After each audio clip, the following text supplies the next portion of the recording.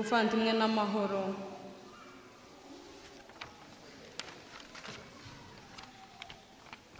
Bakristo bavandimwe, twijihije umunsi mukuru w'abalayiki muri uyu mwaka, mu gihe Kiliziya y'isi yose muri rusange ndetse n'iy'u Rwanda by'umwihariko iri mu byishimo byo guhimbaza yubile y'imyaka 2025 yo gucungurwa kwa muntu n'imyaka 125 Ivanjili ya Yesu Kristo imaze igeze mu Rwanda.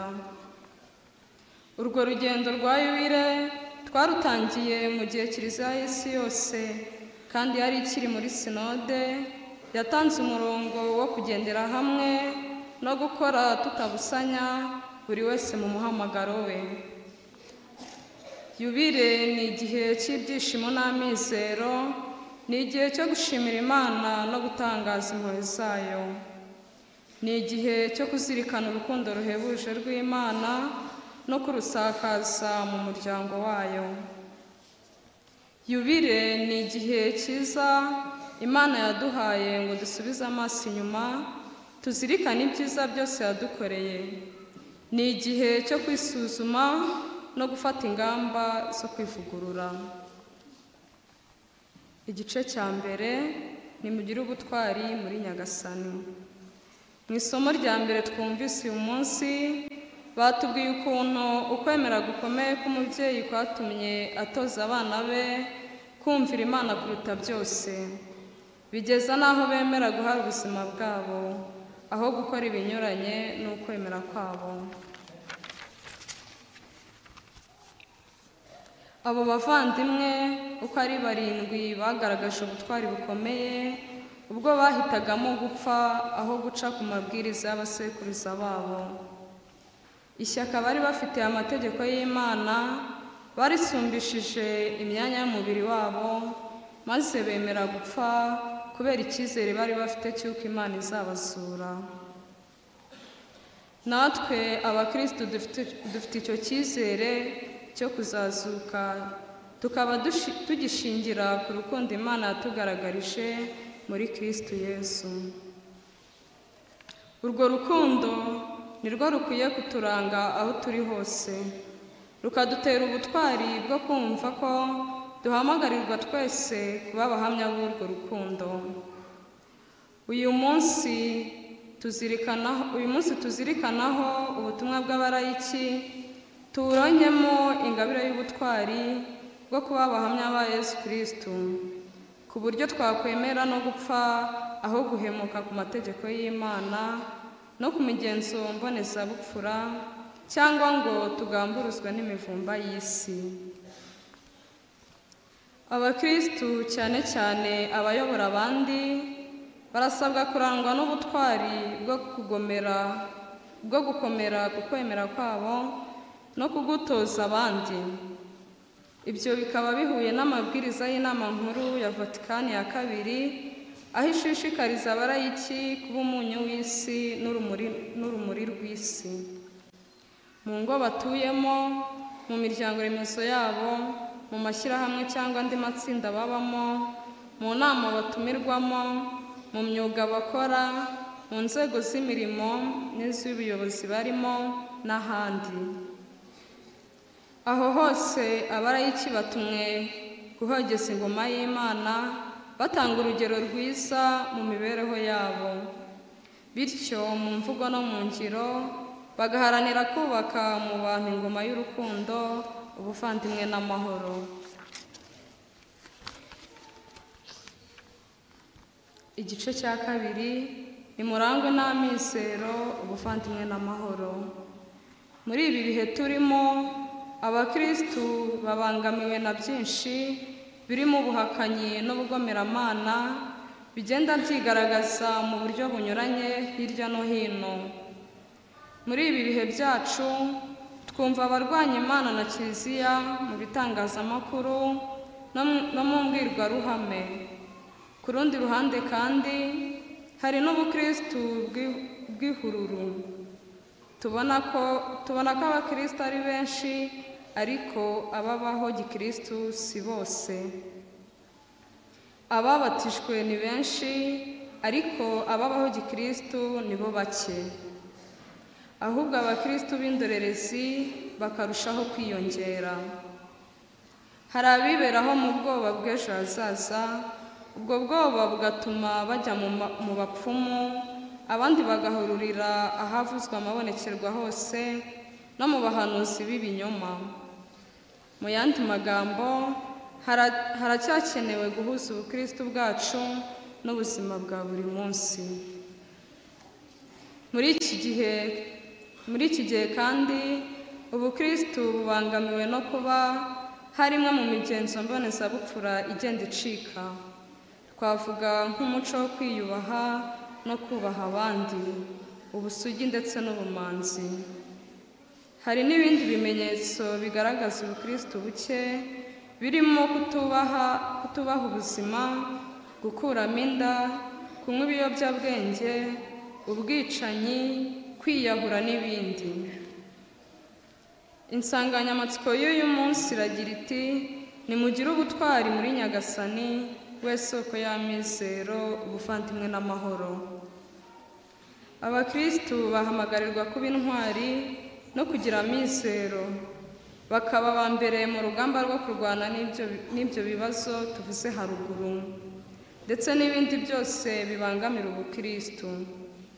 Koko rero, Yesu araduhamagarira kuba intwari, tukamamaza ubudacogora inkuru nziza y'umukiro, urukundo, ubutabera, amahoro, amizero n'ubuvandimwe, kugeza n'ubwo twakwemera kubizira nk'uko twabyumvise mu isomo rya mbere.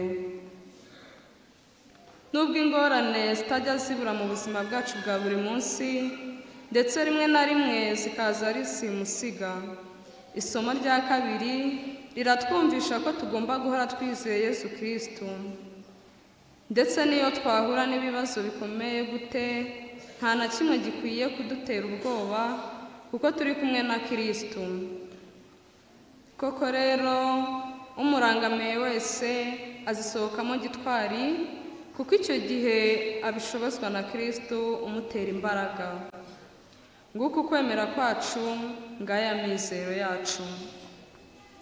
Nk'uko zahabu inyura mu muriro kugira ngo iyungururwe, ni nako kwemera kwacu kunyura mu bigeragezo kugira ngo gukomere. Ni nabyo ivanjiri twumvise yatwibukije igira iti: imbuto y'ingano iyo itaguye mu gitaka ngo ihugute, ikomeza kuba yonyine, naho iyo ihuguse yera imbuto nyinshi.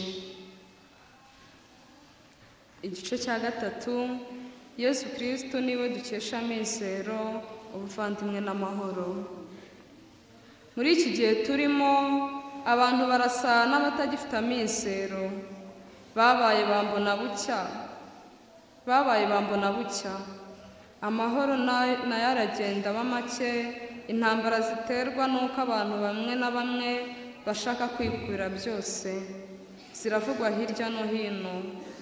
Ibyo bituma ukwemera kw'abakristo bamwe kujegajega, bahura n'akantu gato bakiheba, bagacika intege. Bene abo bakristo, Pawulo mutagatifu arabahumuriza nk'uko twabyumvise mu isomo rya kabiri muri aya magambo. Ati: niba turi kumwe ninde waduhangara? Akongera ati: ni iki cyadutandukanya n'urukundo rwa Kristo? Ibyago se, agahinda se, ibitotezo se, inzara se, ubukene se, imitego se, cyangwa inkota? Nta na kimwe kizashobora kudutandukanya n'urukundo Imana idukunda muri Kristo Yesu umwami wacu. Kubasha kwihangana mu bibazo duhura nabyo nibyo dushobora kugereranya n'iriya mbuto y'ingano itanga umusaruro, ari uko ibanje guhuguta twumvise mu ivanjiri.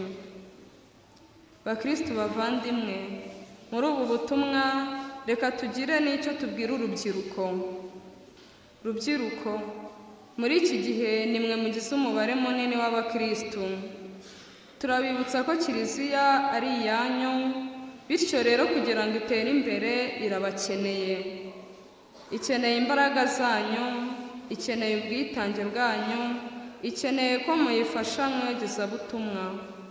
Nibyo koko, namwe mukeneye gukora, kwiga, gucuruza no gukora indi mirimo inyuranye kugira ngo muzagire ejo heza.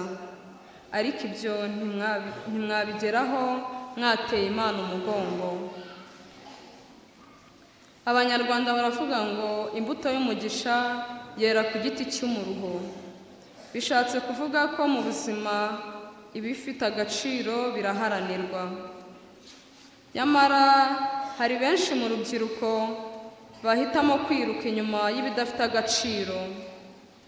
Kugira ngo muzagire ejo heza, nimwirinde gutwarwa n'irari ry'iby'isi, mwirinde ibiyobyabwenge no kwishora mu ngeso mbi z'ubusambanyi n'uburiganya, ngo muraharanira ubukungu bwihuse. Nimugire ubushishozi muri byose, mwihatire gusenga, guhabwa amasakaramentu, kwihugura mu byanditswe bitagatifu no mu zindi nyigisho za kiliziya, kandi mwihatire kumva misa no kwitabira kujya mu miryango remezo, mu miryango ya Gisiyo Gatolika, muri za korali no mu makoraniro y'abasenga. Yezu Kristu ababere urugero muri byose, nibwo muzagira ejo heza. Umwanzuro. Bakristu bavandimwe, iyi yubile y'impurirane turimo y'imyaka 2025 Yezu Kristu aducunguye, n'imyaka 125 ivanjiri ye igeze mu Rwanda, izatubera umwanya wo gusubiza amaso inyuma, turebe ibikorwa byiza twakoze, maze tuzakomeze kubyubakiraho kugira ngo mu myaka iri imbere tuzagere ku birenzeho. Ku itariki ya 8 Ugushyingo 2025 tuzahimbaza yubile y'abarayiki. Ibyo birori bikazabera muri diyoseze ya Byumba. Turahamagarira abakristu b'abarayiki kuzitabira iyo yubile yabo ari benshi. Barayiki, turabibutsa ko mufite umwanya udasimburwa muri kiliziya.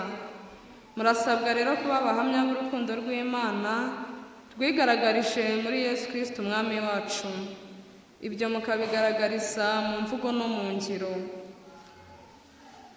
Turabashimira by'umwihariko inkunga mugenera komisiyo ishinzwe ubutumwa bw'abarayiki kuri uyu munsi wanyu. Twifashishije iyo nkunga mutanga, twashoboye kuguramo ubutaka i Kibeho, tukaba duteganya kuzabwubakamo ikigo kizajya cyakira abakristu bagiye mu rugendo nyobokamana. Icyo kigo kizaba ari icyanyu. Niyo mpamvu tubasaba gukomeza gutera inkunga komisiyo yanyu kugira ngo izashobore kucyubaka bidatinze. Bikira Mariya umwamikazi wa Kibeho watugaragarije ko iteka turi hafi, ndetse akanatuburira nadufashe muri uru rugendo rwa yubile turimo, maze tuzayikuremo imigambi ihamye. Bikorewe i Kigali tariki ya 3/6/2025. Musenyeri Papias Musengamana, umwepiskopi wa diyoseze ya Byumba, akaba ashinzwe ubutumwa bw'abarayiki mu nama y'abepiskopi Gatolika mu Rwanda.